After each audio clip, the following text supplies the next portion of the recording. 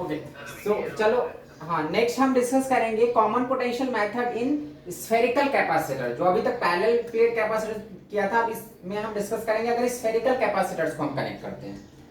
तो अगर स्फेरिकल, जैसे पैरेलल प्लेट होता है उसमें दो प्लेट्स होते हैं, इनका एरिया होता है सेपरेशन d होता है, तो एक साइड में पॉजिटिव चार्ज रहता है, इधर से लाइन जाता है दूसरी साइड में, तो ये नेगेटिव चार्ज आ जाता है। सो इसका कैपेसिटेंस क्या होता है, epsilon not a by D. जरा स्फेरिकल कैपेसिटर का देखते हैं, स्फेरिकल कैपेसिटर का कैपेसिटेंस क्या आएगा। ये तो पैरेलल कैपेसिटर का मैंने बताया था। स्फेरिकल अगर कैपेसिटर लेते हैं, common potential method in spherical capacitor, अगर एक स्फीयर लेते हो, ठीक है, सपोज इसमें पॉजिटिव चार्ज है Q चार्ज, ठीक है, प्लस Q चार्ज, इसका रेडियस R है, स्फेरिकल है मतलब एक मेटल का स्फीयर है।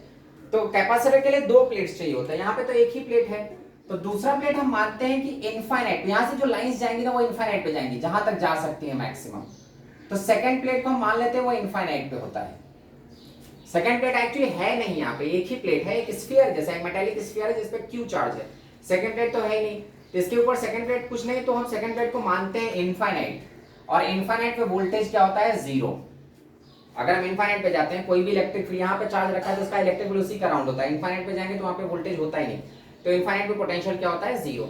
और यहाँ पे पोटेंशियल क्या होगा, इस सरफेस पे पोटेंशियल का फॉर्मूला क्या होता है, के क्यू बाई आर।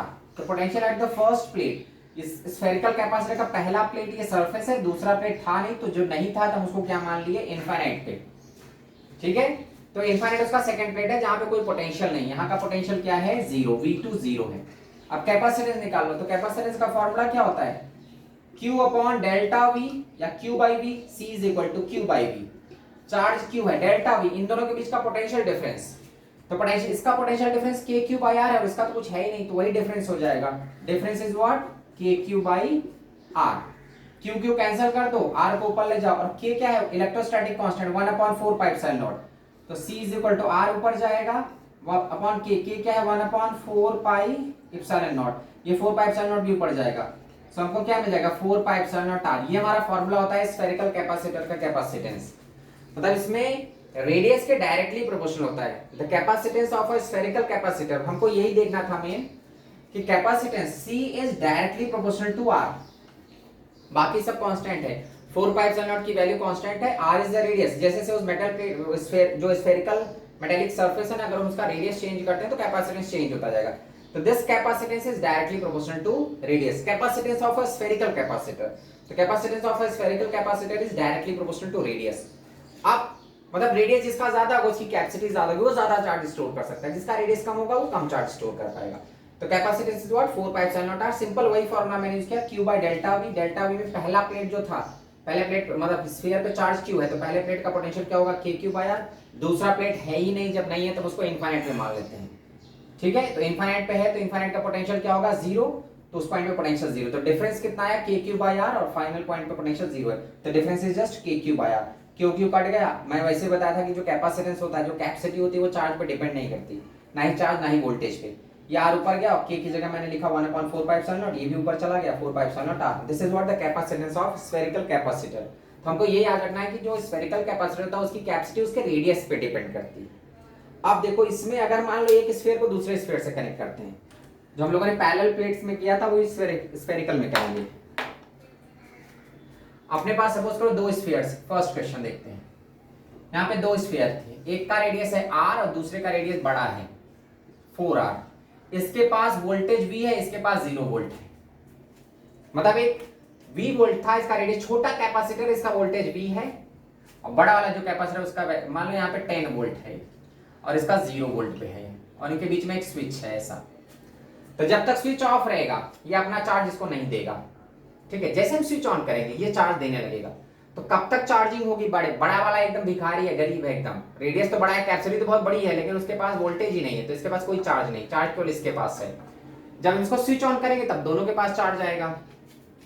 तो स्विच ऑन किया तो दोनों किस में आ जाएंगे, कॉमन पोटेंशियल पे। वैसे ही मैं बगल में डायग्राम बनाता हूँ, जैसे पहले प्लेट में किया था, ठीक है। So when switch is on, जब दोनों स्विच ऑन हो जाएंगे तो ये छोटा वाला बड़े वाले को चार्ज करना चालू कर देगा।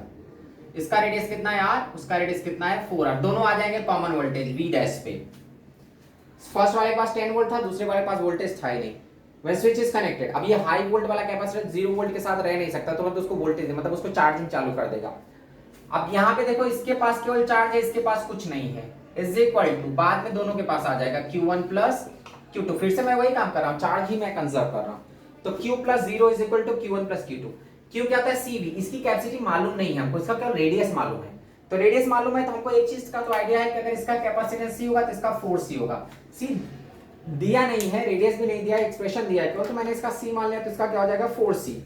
तो इसका चार्ज कितना होगा, Q is equal to CV, तो 10 CV प्लस इसका क्या होगा 0 इज इक्वल टू इसका CV dash plus 4CV dash. अब यहां से V डैश निकाल लो, तो 10 CV is equal to CV dash plus 4CV dash, that is 5CV dash, 5CV dash. देखो CC कट गया दोनों साइड से, तो V डैश की वैल्यू कितनी आ रही है 2V, मतलब 2 वोल्ट पे आ गया। ये बेचारा जो 10 वोल्ट पे था ये कितने पे आ गया 2 वोल्ट पे, 2 वोल्ट पे ये भी है, 2 वोल्ट पे ये भी है। अब चार्ज निकालो दोनों का, तो Q1 इसका चार्ज, तो Q1 कितना होगा CV dash, C into V कितना है 2 वोल्ट, तो कितना आ जाएगा 2CV, और Q2 4CV डैश, तो फिर से 4C मतलब 8CV आएगा।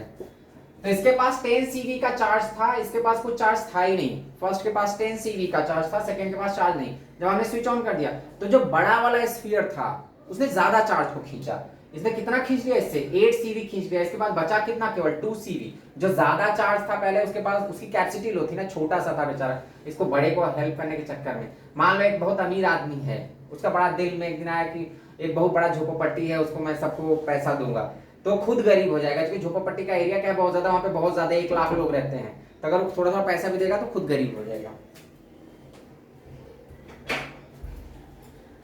क्लियर। तो जो छोटा वाला कैपेसिटर था उसकी कैपेसिटी C थी, बगल वाले की कैपेसिटी कितनी थी 4C, लेकिन इसके पास वोल्टेज हाई था, ये 10 वोल्ट पे था, बगल वाला 0 वोल्ट पे। तो मैं switch is on, current flows from high potential to low potential, so because of that flow of current दोनों कॉमन पोटेंशियल पे आ गए, कॉमन पोटेंशियल पे आ गए, तो वहां से उस कॉमन पोटेंशियल को निकाल लिया मैंने V dash which is 2V, then conserve the charge. तो सॉरी, चार्ज कंजर्व करके मैंने V डैश निकाला। अब दोनों का चार्ज निकाल लो, इसके पास कितना बचा, केवल 2CV, अब बगल वाले के पास कितना बच गया, कितना खींच लिया उसने चार्ज 8CV। तो यहाँ पे ऐसा हुआ कि इसके पास 10CV का चार्ज था, लेकिन बगल वाले के पास ज्यादा चार्ज चले गया, बिकॉज इसकी कैपेसिटी ज्यादा थी, उसने बहुत ज्यादा चार्ज खींचा इस छोटे वाले कैपेसिटर। इसकी कैपेसिटी कम थी, वोल्टेज ज्यादा था, मतलब कैपेसिटी तो RC की थी लेकिन वोल्टेज ज्यादा था, इसलिए उसने उसको चार्ज करना चालू किया। लेकिन इसकी कैपेसिटी इतनी ज्यादा थी कि पूरा चार्ज खींच लिया, मैक्सिमम चार्ज खींच लिया उसने। 8CV तो बगल वाला ही खींच लिया, इसके पास बचा कितना, केवल 2CV का चार्ज। क्लियर। तो एक छोटा कैपेसिटी है, जैसा मैंने बताया कि ये अमीर आदमी था, ये सब गरीबों का एक झोपड़पट्टी थी पूरी। इसने थोड़ा थोड़ा सब पैसा सबको दिया, तो इसका पैसा बहुत खत्म हो गया। इनके पास बहुत ज्यादा पैसा नहीं है, लेकिन इन्होंने ज्यादा पैसा उससे खींच लिया। तो जिसकी कैपेसिटी ज्यादा होती है वही चार्ज को ज्यादा खींचता है। अब नेक्स्ट देखते हैं,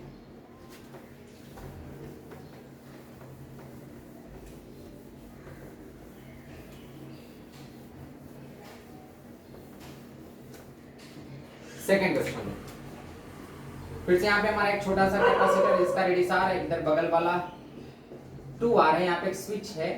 अभी दोनों के पास, इसके पास 40 वोल्ट है, इसके पास 10 वोल्ट है, दोनों के पास है चार्ज, मतलब इसके पास भी वोल्टेज है थोड़ा सा, ऐसा नहीं एकदम से 0 पे वोल्ट पे। तो ये 40 वोल्ट था, ये 10 वोल्ट पे था। इसकी कैपेसिटी, इसका रेडियस R, इसका 2R, तो इसकी कैपेसिटी अगर C होगी तो इसका कितना हो जाएगा 2C। जैसे हम स्विच को ऑन करेंगे, स्विच को ऑन करेंगे तो फिर दोनों इक्वल वोल्टेज पे आ जाएंगे, ये वाला और ये वाला भी, ये R वाला और ये 2R वाला, दोनों सेम वोल्टेज पे आ गए, V डैश और V डैश में स्विच इज ऑन। अब क्या करो, चार्ज को कंजर्व करो।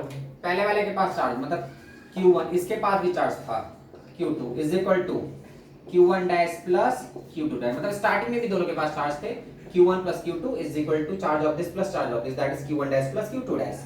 Q1 कितना था 40CV प्लस इसके पास चार्ज कितना था 20CV इज इक्वल टू इसका CV dash plus 2CV dash. यहीं से सिंप्लीफाई कर लो, तो 60CV is equal to 3CV dash. यहां से अगर मैं V डैश निकालता हूं, CC कट जाएगा, तो V dash is equal to 60/3, CC गया, तो V dash is equal to 60/3, that is 20 volt.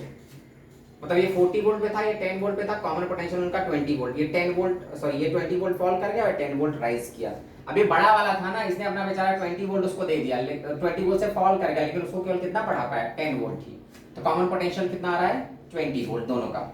अब दोनों का चार्ज निकाल लो, Q1 डैश इसका फाइनल चार्ज, फाइनल चार्ज कितना होगा, CV dash which is 20 CV, और Q2 डैश दूसरे वाले का चार्ज तो कितना है 2CV dash that is 40 CV। तो पहले भी देखो दोनों का मिला के चार्ज 60 CV था, मतलब इसके पास 40 CV था, इसके पास 20 CV था। अभी उल्टा हो गया, इसके पास 20 CV आ गया, इसके पास 40 CV आ गया, मतलब बड़े वाले कैपेसिटर ने ज्यादा चार्ज को अपनी तरफ खींच लिया। स्टार्टिंग में इसके पास 40 CV था, इसके पास 20, मतलब 40 20 था, अभी कितना यहाँ पे 20 आ गया, यहाँ पे 40 आ गया, लेकिन दोनों का वोल्टेज सेम है। तो कांस्टेंट वोल्टेज मेंटेन करने के चक्कर में इसको ज्यादा चार्ज देना पड़ा, मतलब इसने चार्ज ज्यादा खींचा बिकॉज उसकी कैपेसिटी ज्यादा थी। तो ये याद रखना, जिसकी कैपेसिटी ज्यादा है वही ज्यादा चार्ज को अपनी तरफ खींच लेता है। नेक्स्ट क्वेश्चन देखते हैं, सेकंड था थर्ड।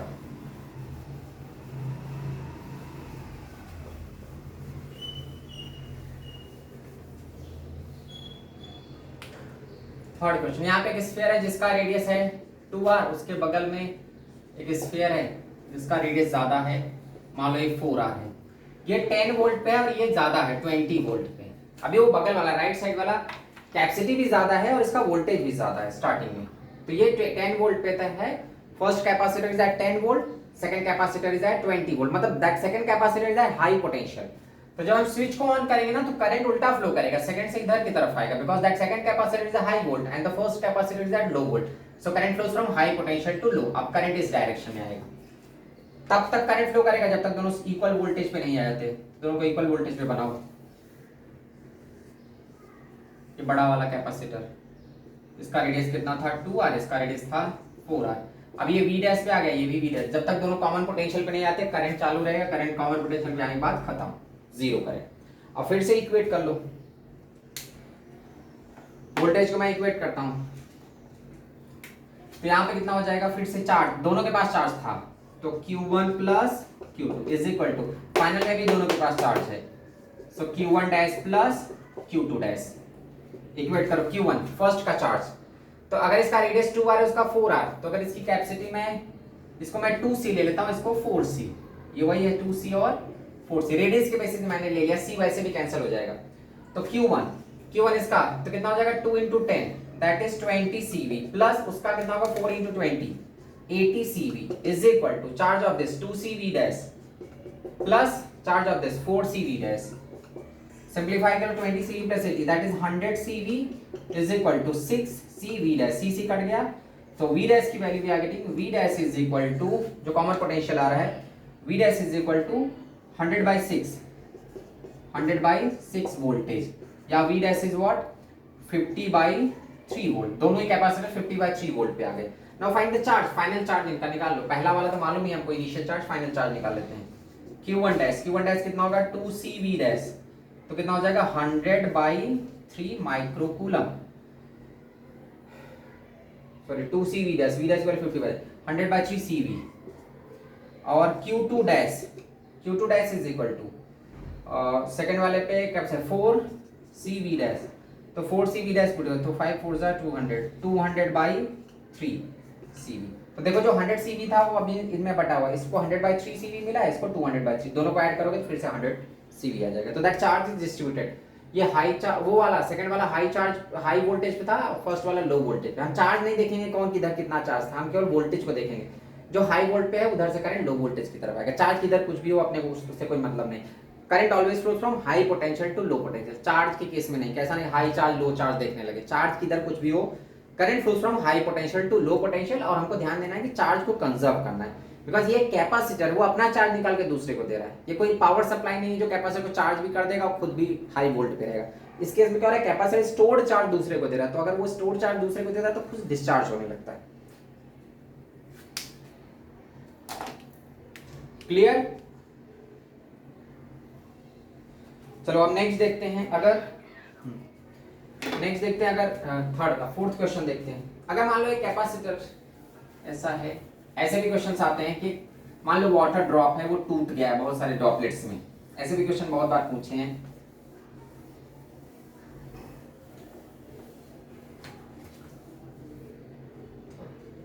हमारा क्वेश्चन ऐसा है कि एक अपने फोर्थ क्वेश्चन, एक बड़ा सा वाटर ड्रॉप था जिसका रेडियस आर और एक चार्ज का क्वेश्चन, इसमें मान लो क्यू चार्ज है, एक बगल वाला रेडियस है जिसका रेडियस है 4 और यहाँ पे चार्ज ही दिया है, वोल्टेज नहीं दिया है। इसका क्यू चार्ज है और इसका 8 क्यू चार्ज है, ठीक है। हाँ यहाँ पे देख लो, मैंने वोल्टेज नहीं दिया, जरा यहाँ पे देख लो, यहाँ पे मैंने चार्ज दिया हुआ है। फर्स्ट का चार्ज क्यू है, सेकंड का 8 क्यू है, इसका रेडियस आर है, इसका रेडियस 2 आर ले लो, केवल डबल लो। अब जब स्विच ऑन करेंगे तो हमको देखना होगा कि किधर से किधर वोल्टेज जाएगा और फाइनल चार्जेस क्या होंगे इस केस में। तो यहाँ पे वोल्टेज तो मालूम है नहीं, चार्ज दिया है उसने, और चार्ज मैंने बताया चार्ज कोई बेसिस नहीं होता है करंट को डिसाइड करने के लिए। चार्ज के बेसिस पे हम करंट नहीं डिसाइड करते कि किधर से किधर करंट फ्लो करेगा, हम वोल्टेज के बेसिस पे डिसाइड करेंगे। मतलब हमको मालूम होना चाहिए कि किधर हाई वोल्टेज किधर लो वोल्टेज। तो first you have to find the voltage. Charge दिया है तो ठीक है, हमको वोल्टेज पे जाना पड़ेगा। पहले का वोल्टेज देखो V, अगर इसका कैपेसिटेंस C है तो इसका क्या होगा 2C। V1 वोल्टेज क्या होता है, पहले का वोल्टेज क्या होगा CV, sorry V is equal to Q by C, ये Q बाई C, और इसका वोल्टेज कितना है 8Q by 2C which is 2Q by C। तो देखो इसका वोल्टेज Q बाई C आ रहा है और इसका वोल्टेज कितना आ रहा है 2Q बाई C, मतलब ये हाई वोल्ट पे है। जो बड़ा वाला कैपेसिटर है वो हाई वोल्ट पे है। तो जब हम स्विच ऑन करेंगे हमको मालूम चल गया कि स्विच ऑन करेंगे तो current high volt to low volt जाएगा। ये हमारा कितना है 2R, ये कितना है R। तो आप दोनों कॉमन वोल्टेज पे आ जाएंगे, V डैश और V डैश। ये वाला हाई वोल्ट पे था, सेकंड वाले का मैंने वोल्टेज निकाला, वोल्टेज दिया नहीं था, दिया तो चार्ज था, लेकिन हम चार्ज के बेसिस पे नहीं बता सकते कि हाई चार्ज से लो चार्ज जाएगा, हमको वोल्टेज फाइंड करना होगा। बिकॉज वोल्टेज बेसिस होता है करंट को फ्लो करने के लिए, current flows from high potential to low potential, इसलिए मैं वोल्टेज पे गया। V1 निकाला Q बाई C, V2 निकाला 2Q बाई C, मतलब मुझे मालूम चल गया कि इसका वोल्टेज ज्यादा है तो ये हाई वोल्ट से लो वोल्ट की तरफ करंट जाएगा, तब तक जब तक दोनों सेम वोल्टेज पे नहीं जाते। अब दोनों सेम वोल्टेज पे आ गए, इसका चार्ज मैं मान लेता हूँ Q1 हो गया, इसका चार्ज क्या है Q2। पहले इसका इतना इतना था, अभी इसका Q1 Q2 हो गया। तो V डैश निकालने के लिए चार्ज को कंजर्व करो। चार्ज पहले का कितना है Q, दूसरे का कितना है 8Q, बाद में कितना हो गया Q1 प्लस Q2, मतलब 9Q is equal to Q1। Q1 क्या होगा CV डैश, Q2 कितना हो जाएगा 2CV डैश, तो हमारा कितना आ रहा है 3CV डैश। यहाँ से V डैश आ गया, V डैश कितना आ रहा है 9Q बाई 3, V डैश हमारा आ गया। कॉमन पोटेंशियल कितना आ रहा है 9Q बाई 3। अब दोनों का चार्ज निकाल लो Q1 Q2, तो Q1 निकालता हूं मैं, Q1 क्या था CV डैश, तो C into 9Q by C भी रह जाएगा ना, C तो भूल गया मैं, 9Q बाई 3C। तो Q1 क्या होगा C into V dash, V dash कितना है 9Q बाई 3C, कट उठ के कितना आएगा 3Q आएगा। और Q2 कितना हो जाएगा 2C into V dash, V dash कितना है 9Q बाई 3C, तो कटेगा 3 टू 6Q इसके पास। मतलब जो इसके पास पहले Q चार्ज था इसके पास 8Q था, तो टोटल 9Q का चार्ज था। अभी इधर डिस्ट्रीब्यूट हुआ है तो कितना है, इसको कितना मिल गया 3Q, और दूसरे वाले के पास कितना बचा 6Q। तो अब देखो इसने अपना 2Q चार्ज निकाल के छोटे वाले को दे दिया। ये जो बड़ा वाला स्फीयर था ना, बड़ा वाला कैपेसिटर, उसने 8Q में से 2Q निकाल के इसको दे दिया, तो इसके पास अभी चार्ज आ गया। पहले Q पहले से था, 2Q और मिल गया तो 3Q हो गया, और दूसरे वाले के पास कितना है 6Q। So in this question voltage दिया ही नहीं था, चार्ज दिया था, तो चार्ज के बेसिस पे हम करंट को डिसाइड नहीं कर सकते। तो हमने वोल्टेज निकाला, हमने V1 V2 चेक किया, तो हमको मालूम चला कि सेकंड वाले का वोल्टेज ज्यादा है। ये हमारा क्वेश्चन था, क्वेश्चन यहीं तक था भाई। उसके बाद मैंने वोल्टेज चेक किया तो सेकंड वाले का वोल्टेज ज्यादा था, फर्स्ट वाले का वोल्टेज कम। So when these two are connected current flows from high potential to low potential. Fourth question next देखते हैं। अगर एक स्फीयर कैपेसिटर, मतलब बहुत बार ऐसे भी क्वेश्चन आता है कि स्फेरिकल कैपेसिटर ब्रेक होके अदर बहुत सारे अलग अलग कैपेसिटर्स बना रहा है।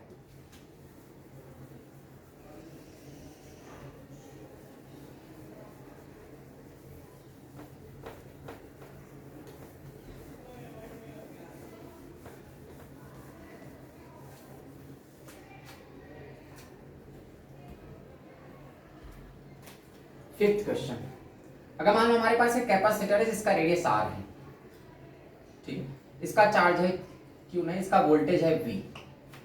This is the capacitor, the radius of this capacitor is R and it's voltage is V। ये ब्रेक हुआ 1000 ड्रॉपलेट्स में, मतलब पानी का ड्रॉप था, ये 1000 ड्रॉपलेट्स में टूट गया। It is broken into 1000 droplets. A single water drop, मतलब ये जो हमारा सिंगल वाटर ड्रॉप था, it is broken into 1000 droplets. Starting में इसका वोल्टेज भी था, अब मुझे इसका वोल्टेज निकालना है। ये जो छोटा वाला कैपेसिटर बना है ना, उसका वोल्टेज कितना होगा। तो यहाँ पे कोई कनेक्शन नहीं है, हम एक को कनेक्ट नहीं कर रहे हैं, कोई कॉमन पोटेंशियल वाला कॉन्सेप्ट नहीं यूज करेंगे, बिकॉज ऐसा नहीं कि इसको उससे कनेक्ट किया, ये ब्रोकन है, ये ब्रेक हुआ। A single capacitor is broken into 1000 droplet, मतलब एक single drop is broken into 1000 droplets. You have to find the final potential, ये जो छोटा सा ड्रॉप बना है ना उसका पोटेंशियल निकालना है मुझे, V डैश। तो चार्ज यहाँ पे भी कंजर्व करेंगे, इसका जो चार्ज है वही सबको मिलेगा, तो वहां से हम V डैश निकाल लेंगे। V डैश कैसे फाइंड करेंगे, ये बड़ा वाला जो कैपेसिटर था उसका रेडियस r, ये जो छोटे छोटे बन गए हैं, ये यहाँ पे जो छोटा वाला बन रहा है उसका रेडियस मैं स्मॉल r ले रहा हूँ। तो पहले हमको कैपेसिटेंस मालूम होना चाहिए, इसका कैपेसिटेंस अगर मैं C ले लेता हूँ तो इसकी कैपेसिटी कम हो गई, बिकॉज वो ड्रॉपलेट्स छोटे हो गए, उनका रेडियस कम हो गया, रेडियस डिक्रीज कर गया तो कैपेसिटेंस कम हो जाएगा। So first you have to find that radius कि वो कितना कम हो गया, पहले r था कैपिटल R, तो अब वो कितना छोटा हो गया। हमको अगर ये स्मॉल r मालूम चल गया तो हमको इसकी कैपेसिटी मालूम चल जाएगी। एक बार इसकी कैपेसिटी मालूम चल गया तब हम ये भी बता सकते हैं कि वो कितना चार्ज रखा हुआ है अपने पास। तो पहले कैपिटल R और R को रिलेट करो, ये टूटा, अगर एक बड़ा ड्रॉप छोटे ड्रॉप में टूट भी जाता है तो भी वॉल्यूम तो सेम ही रहेगा, मास भी सेम रहेगा, तो वॉल्यूम कंजर्व करेंगे हम।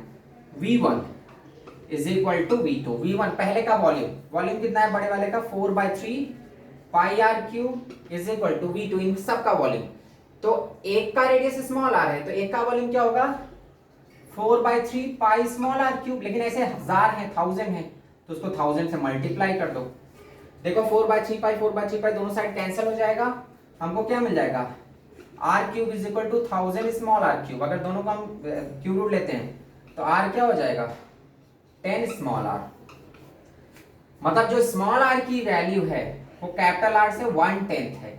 ये जो छोटा वाला ड्रॉप बना है इसका रेडियस बड़े वाले से 1/10 है, तो अगर इसकी कैपेसिटी मैं C लूंगा तो इसकी कैपेसिटी क्या हो जाएगी C/10, मतलब ये जो बड़ा वाला है उसकी कैपेसिटी, इसका रेडियस R था, ये जो छोटा सा बना है उसका रेडियस स्मॉल है, तो इसकी कैपेसिटी अगर मैं C लेता हूं तो इसकी कितनी हो जाएगी C/10, जो छोटा सा ड्रॉप बना है। इसका वोल्टेज V था, इसका वोल्टेज अपने को फाइंड करना है। तो चलो हमको रेडियस से ये तो मालूम चल गया कि इसका रेडियस 1/10 है, अगर रेडियस 1/10 है तो कैपेसिटी भी 1/10 हो गई, कैपेसिटी 1/10 हो गई तब वो उसका वोल्टेज निकलना है। चार्ज कंजर्व रहेगा, इसके बाद पहले अगर Q चार्ज था वही Q चार्ज इन सबको बट जाएगा, मतलब जो पहले Q चार्ज था वही जाके कितना हो जाएगा 1000 स्मॉल q, जो एक बड़ा वाला चार्ज था बड़े वाले कैपेसिटर में जो चार्ज था वही डिवाइड होके क्या हो गया 1000 सब में डिवाइड हो जाएगा।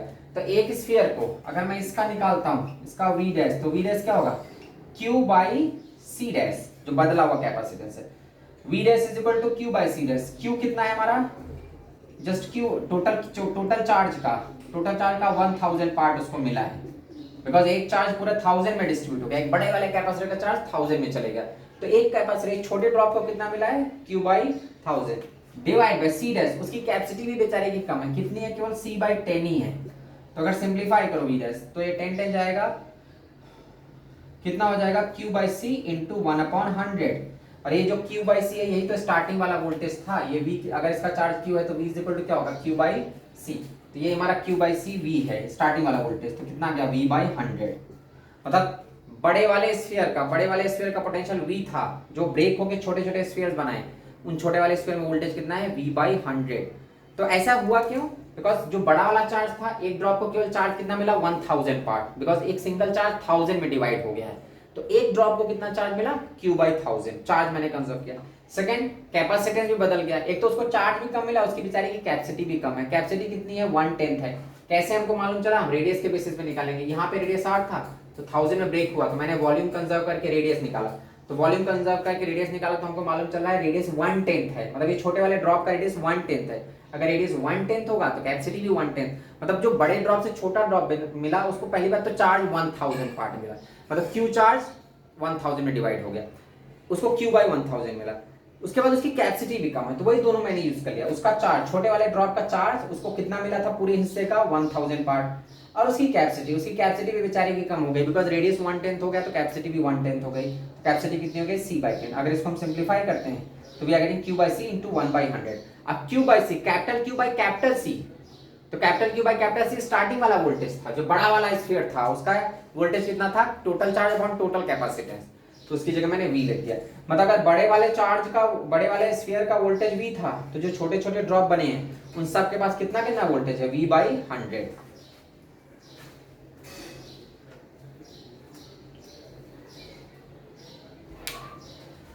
क्लियर, समझा यहां तक? अब एक मैं और ब्रेक करके, मतलब यहाँ पे 1000 में ब्रेक हुआ। हमेशा जो ब्रेक करते हैं वो ऐसा ब्रेक करते हैं कि वो क्यूब रूट उसका इजीली निकल जाता है। ये हमारा यहाँ पे एक ड्रॉप 1000 में ड्रॉप ब्रेक हो रहा था, अभी मैं एक को और दूसरे नंबर में ब्रेक करके देखता हूं।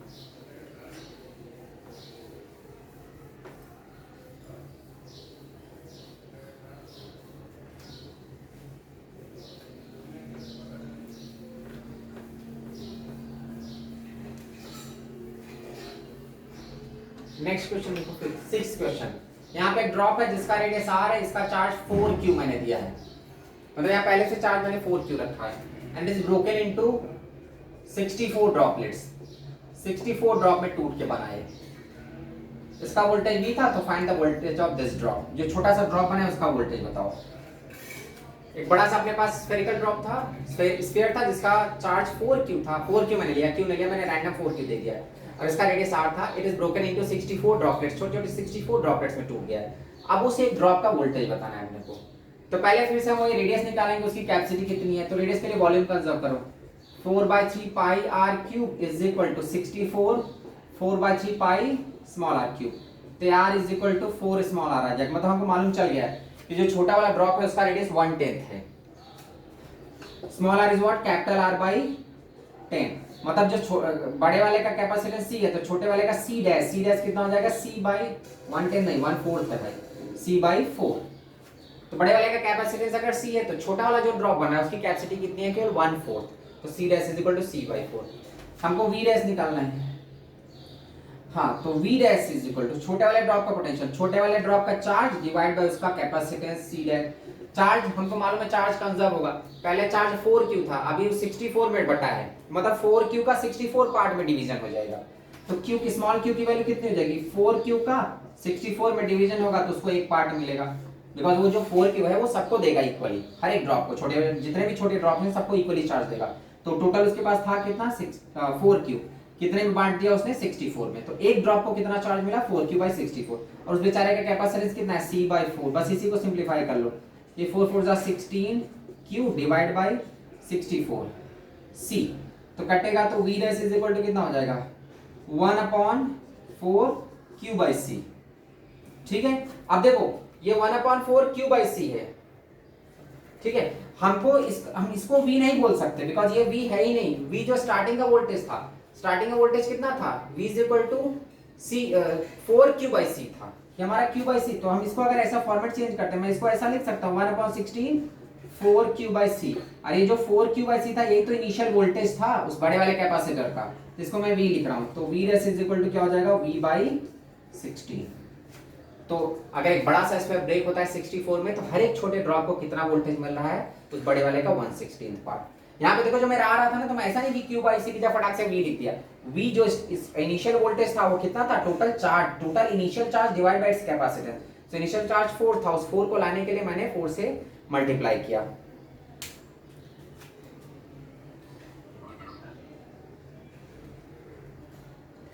ठीक है, एक और हम क्वेश्चन देख लेते हैं।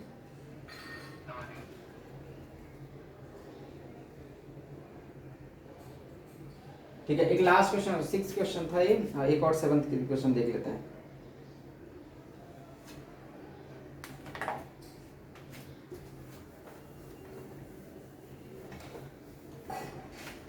सेवन क्वेश्चन मान लो यहाँ पे 7, यहाँ पे फिर से मैं एक ड्रॉप ले रहा हूँ जिसका रेडियस r है, इसको चार्ज में अलग दे दिया, इसका 10 वोल्ट ले लिया हूँ मैं, चलो V ले लिया, इसका चार्ज मैंने 10q ले लिया and it is broken into, हमारा ब्रेक हुआ बड़े वाले में से छोटे छोटे ब्रेक हुए, मान लो 9q मैंने लिया, इसका स्टार्टिंग का चार्ज 9q लिया है और ब्रेक हुआ 27 ड्रॉपलेट्स में। A single drop is broken into 27 droplets. तो आपने को इस फाइनल ड्रॉप का पोटेंशियल निकालना है, potential of the final drop, ये जो छोटा सा ड्रॉप बना है उसका पोटेंशियल बताना है। तो फिर से क्या करो, पहले उसका रेडियस निकालो, रेडियस के लिए वॉल्यूम को कंजर्व करो। तो इनिशियल वॉल्यूम कितना है, 4/3 pi r cube is equal to, it is broken into 27 droplets, तो 27 into 4/3 pi small r cube. ये कैंसिल होके r इज इक्वल टू कितना आ जाएगा, 3r, बिकॉज 20 मैंने एक ऐसा नंबर लिया जिसका इजीली क्यूब रूट हो जाए। So capital R is equal to 3 into small r। तो स्मॉल r कितना होगा, कैपिटल R बाई 3, मतलब जो हमारा छोटा वाला कैपेसिटर है उसकी कैपेसिटी 1/3 है, उसका रेडियस 1/3 है तो उसकी कैपेसिटी भी 1/3 होगी। तो C dash capacitance of that smaller capacitor is what C/3, ये मिल गया। चार्ज, उसको चार्ज कितना मिलेगा, तो टोटल 9Q था, 9Q डिवाइड हो गया कितने में 27 में, तो चार्ज उसको कितना मिलेगा 9Q/27, ये उसको चार्ज मिला है। अब उस हो गया उसका छोटे वाले कैपेसिटर का वोल्टेज निकाल लो V डैश, तो V डैश क्या होगा Q divide by C dash, जो उसको चार्ज मिला उसको कितना मिला टोटल का 127 पार्ट, तो 9Q/27, उसका कैपेसिटेंस, उसका रेडियस 1/3 हो गया, तो कैपेसिटेंस भी 1/3 हो चुका है। बस इसी को सिंप्लीफाई कर लो, तो 9Q/27 डिवाइड बाई 3, तो कितना हो जाएगा 9Q divide by 9 into 3 divide by 27 into C, 3 से कैंसिल करो, सो 9 ये हमारा आ जाएगा 9Q/9C। अब मैं 9 कैंसिल नहीं करने वाला हूँ, बिकॉज 9Q/C आ रहा है ना, ये हमारा टोटल वोल्टेज था जो हमारा स्टार्टिंग में बड़े वाले का, ये V डैश जो आ रहा है 9Q/C को अलग से लिखो और 1/9 को अलग से। मैं 9 कैंसिल नहीं कर रहा हूँ, बिकॉज इनिशियल जो वोल्टेज था उस कैपेसिटेंस का, जो बड़ा वाला स्फीयर था उसका चार्ज 9Q था, तो उसका जो V होगा, V क्या होगा 9Q/C, तो V dash is equal to V/9, तो जो छोटा सा ड्रॉप बना है उस पर वोल्टेज कितना है V/9। So here in this case a single drop, एक जो सिंगल ड्रॉप था उसका चार्ज, यहाँ पे कुछ भी रैंडम चार्ज दे सकता है, या single drop is broken into 27 droplets, तो इसका चार्ज इक्वली डिस्ट्रीब्यूट होगा, 9Q का 27 पार्ट में डिवीजन हो जाएगा। वो कैपेसिटेंस कैसे चेंज होगा, कैपेसिटेंस पे हमको रेडियस का रिलेशन फाइंड करना होगा, हमको ये देखना होगा कि रेडियस कितना हुआ, तो कैसे रेडियस फाइंड करेंगे, even if this drop is broken उसका वॉल्यूम कंजर्व रहेगा, तो वॉल्यूम कंजर्व करो, इनिशियल वॉल्यूम क्या होगा, volume of sphere 4/3 pi r cube is equal to 27 छोटे छोटे वॉल्यूम्स आ गए, तो 4/3 पाई स्मॉल r क्यूब, यहाँ से मैंने निकाला तो capital R is equal to 3 into small r, हमको स्मॉल r मिल रहा है r/3, कैपिटल R/3, मतलब रेडियस अगर 1/3 हो रहा है तो कैपेसिटेंस भी कितना हो जाएगा 1/3, तो C dash is equal to C/3। अब उसका चार्ज, जो उस छोटे वाले ड्रॉप पे चार्ज कितना जाएगा, तो टोटल 9Q था, 9Q को का डिवीजन हुआ 27 ड्रॉपलेट्स में, तो एक को कितना मिलेगा 9Q/27। Now V dash is equal to Q, जो उस छोटे वाले को चार्ज मिला है, डिवाइड बाय इट्स कैपेसिटेंस, छोटे वाले को चार्ज कितना मिला है 9Q/27 and it's capacitance is what C/3। इसको सिंपलीफाई करेंगे तो हमारा आंसर आता है, जो V डैश आ रहा है दैट इज 9Q/C। मैंने 9 कैंसिल नहीं किया बिकॉज मुझे 9Q/C का फॉर्मेट चाहिए, इसका जो इनिशियल वोल्टेज है total charge upon its capacitance, तो वो 9Q/C है, तो मैंने इसको अरेंज किया इस ढंग से 9Q/C इंटू 1/9, 9 कैंसिल नहीं करना, तो 9Q/C हमारा क्या है V, तो V dash is equal to V/9, मतलब अगर बड़े वाले स्फीयर का पोटेंशियल 9 V है तो छोटे वाले का कितना है V/9।